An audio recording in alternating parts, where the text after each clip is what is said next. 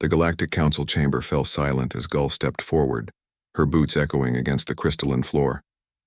Behind her, Jack stood with arms crossed, his jaw clenched tight enough to crack teeth. They had come here as ambassadors, representatives of humanity's first contact with the greater galaxy. They were leaving as something else entirely. "You gave them our coordinates," Gull said, her voice steady despite the rage burning in her chest. "The Krath Dominion.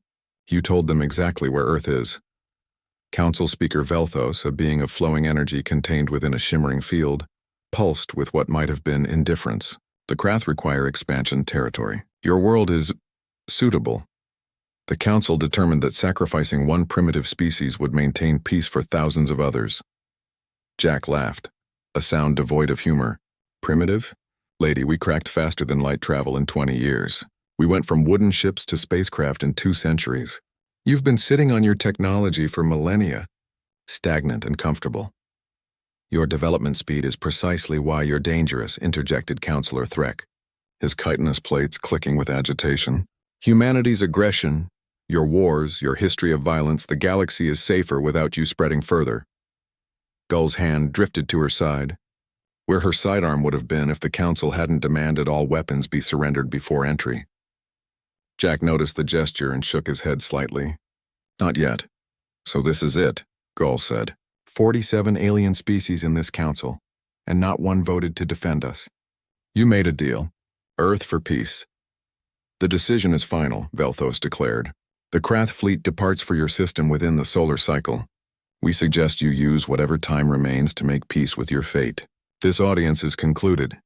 Gull and Jack turned to leave, but Gull paused at the chamber doors. She looked back over her shoulder, and something in her smile made several counselors shift uncomfortably. "You should run," she said softly. "Excuse me?" Velthos pulsed with confusion. "I said you should run." Gull's smile widened. "See, you made one critical miscalculation. You assumed we came here alone. You assumed that Earth, hearing about this wonderful galactic council, would send just 2 ambassadors on a single ship to make first contact." Jack picked up the thread, his own predatory grin matching Gull's. "Humans didn't survive ice ages, supervolcanoes, plagues, and our own worst impulses by being trusting. We're paranoid, Counselor. Deeply, profoundly paranoid. The moment we left Earth's solar system," Gull continued, "we were followed. Not by one ship, by 40. Stealth vessels with skeleton crews, carrying enough firepower to crack moons. They've been listening to every word said in this chamber." The council erupted in chaos. Velthos's energy field flickered wildly. "This is outrageous. You violated our sovereign space. We protected ourselves." Jack cut him off, his voice hard as steel. "And right now those 40 ships are transmitting everything back to Earth. Every word. Every betrayal. And Earth is sending a message back." Gull tapped her temple, activating her neural interface. Her eyes glazed momentarily before refocusing with terrible clarity. "Message received. Fleet Command wants me to relay their response." She pulled out a small holographic projector, placing it on the council floor. An image flickered to life. A grizzled human admiral standing on the bridge of a warship, Earth visible through the viewport behind him. "To the Galactic Council," the admiral's recorded message began.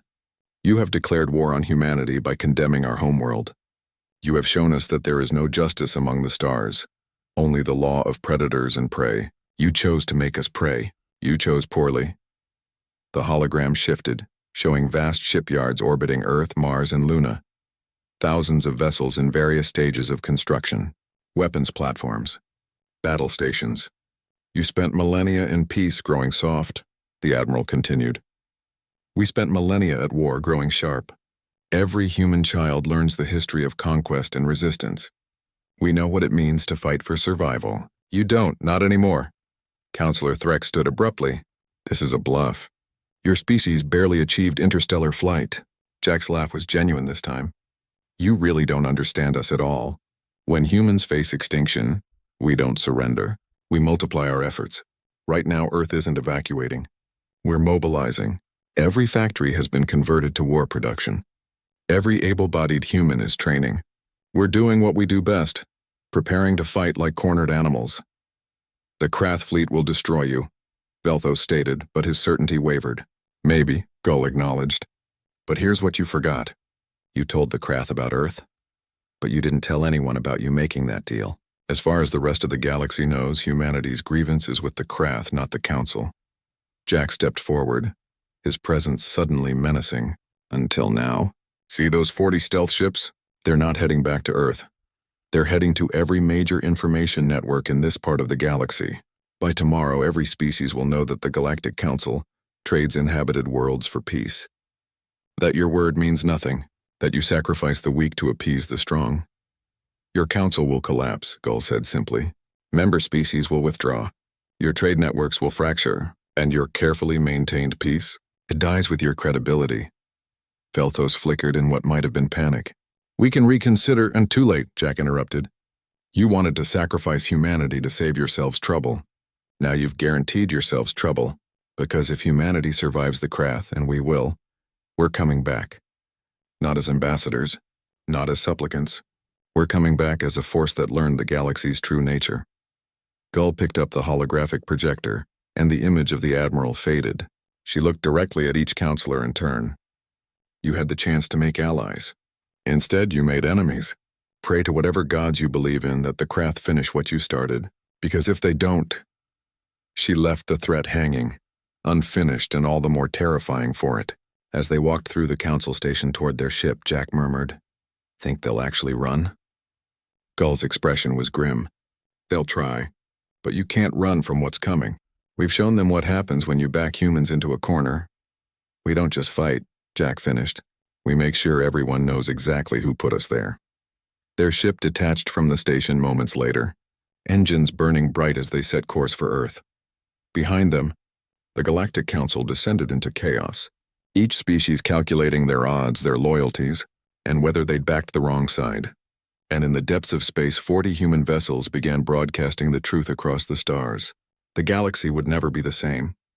Humanity had been betrayed, and humanity never forgot.